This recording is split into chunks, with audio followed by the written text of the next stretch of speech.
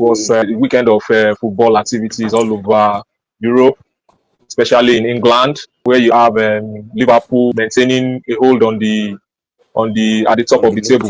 You know, they are the only teams. Yes, they are the only teams with 9 points at the moment. Tottenham and Arsenal. Closely followed by Chelsea is in second. Yes. So Arsenal and Tottenham, the two North London clubs who had set the pace from the beginning of the season, yeah, they lost over the weekend, so they are back to third and fourth. So can you just give us a brief rundown? We welcome our viewers onto this week's edition of the review of Premier League action. So Peter, please, can you just give us a brief review of football actions in England? So it was a big one. It was a busy weekend. All the top clubs, they played on Saturday and Sunday. On Saturday, we had Chelsea taking on Fulham. Chelsea, they were playing at the Stamford Bridge, but we had a lot of controversies in that game. The goal scored by the Fulham number 9 was ruled out for a foul. But a lot of pundits, they had complained that that infringement, which was uttered by VAR, that VAR should have allowed that goal to stand.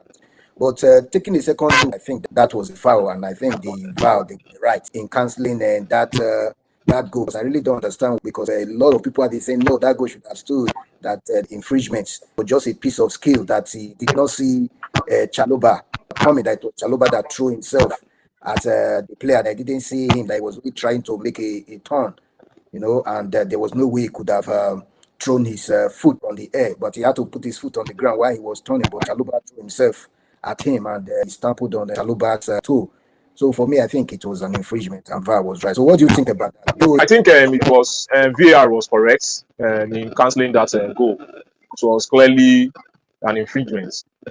You know, even though that is the law of the game, so you have to give credence to the law of the game.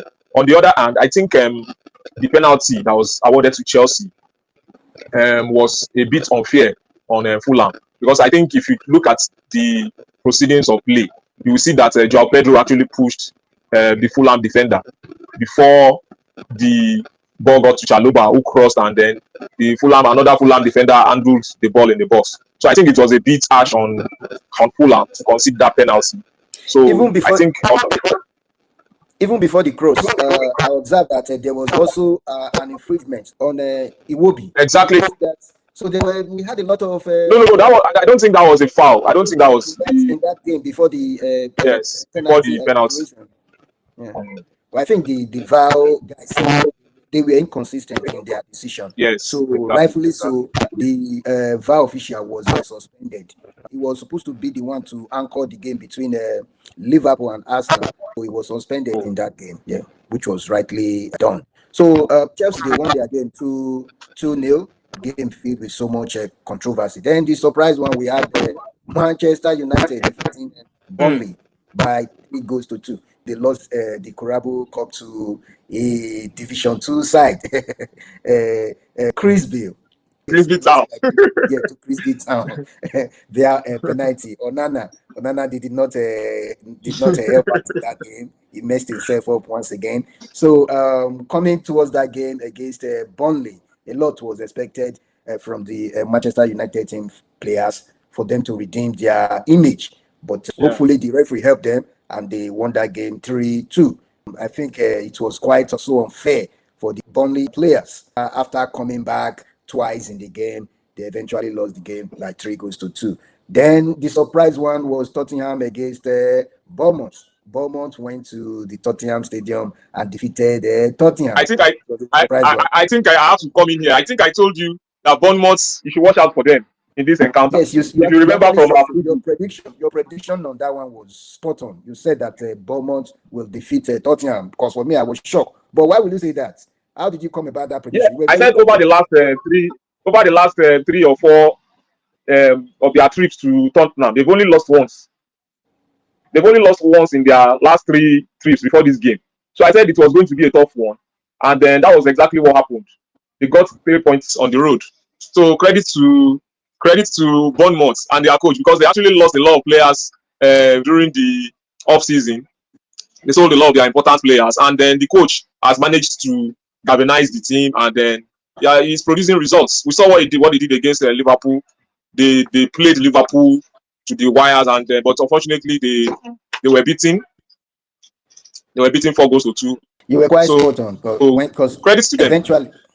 eventually, when the game ended, I said, "Wow, Come on. Kenny has won this one." Because for me, I was surprised. I wasn't expecting a draw in that game. I expected Tottenham to put Bournemouth to the sword, but unfortunately, they lost at home. It's a shame. Then we also had Brighton taking on Manchester City. Brighton defeated Manchester City by 2 goals to 1. Another surprise loss for Manchester City. With the way things are going, I don't think Manchester City. I don't think they are competing for this year's Premiership title. Then we have Liverpool, the big one, big Sunday. We have Liverpool took on Arsenal. It was a big Sunday. Dominic Arsenal lost that game. Szoboszlai with a fantastic free kick. Free kick, yes. No, I said yes. Dominic Szoboszlai with a fantastic free kick goal. Free kick, yes. But overall, the match fell below expectation. The match was Yes, rather very dull. It was not Dominic exciting. Szoboszlai with a fantastic free kick. Yes, that was the key moment of the game when Dominic took that free kick. That goal was unexpected. Liverpool Arsenal game. I said the match fell below expectation.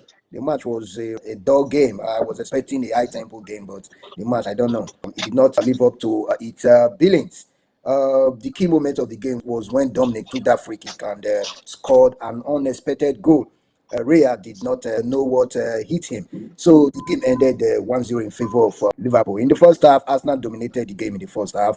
Then in the second half, it was balanced. But a lot of Arsenal fans, they are blaming the loss of that game to Arteta, that he feeded some players against Liverpool. Some players, they played 90 minutes. One of the players was Gabriel Martinelli. That Martinelli played 70 minutes that he brought in Eze late. But for me, I wouldn't want to blame him for bringing Eze late. Eze is still a very new player in the Arsenal team setup. So he needs time to come in. I think that he was right on that one. That game he eventually ended 1-0 in favor of Liverpool. I think for a title chasing team, in moments like this, they need to come up with a strategy, in key moments like this to win a game. When game is not, like I think, like I said before now, yes, Arteta's strategy is always to contain the big teams. Anytime he's coming up against the big teams, so it's always to be defensive and all that,